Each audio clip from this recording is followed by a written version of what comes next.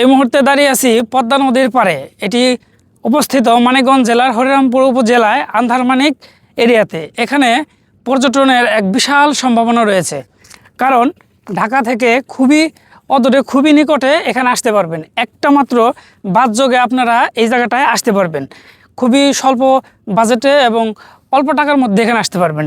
খরচ আনুমানিক ঢাকা থেকে 100 থেকে 150 টাকার মধ্যে আপনারা এখানে আসতে পারবেন। যাতায়াত ব্যবস্থা খুবই ভালো।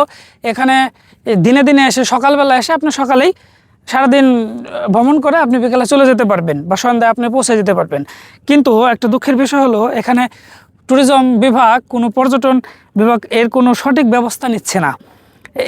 এই যে অপার সম্ভাবনা, এই যে সুন্দর সুন্দর যে প্রাকৃতিক দৃশ্য বা আপনি সুন্দর একটা চর, এখানে বোট নিয়ে আপনি ভ্রমণ করতে পারবেন।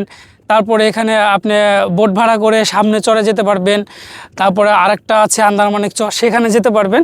অথচ পর্যটন বিভাগ এইটার খুব একটা সঠিক পদক্ষেপ নিচ্ছে না। কেন নিচ্ছে না জানি না।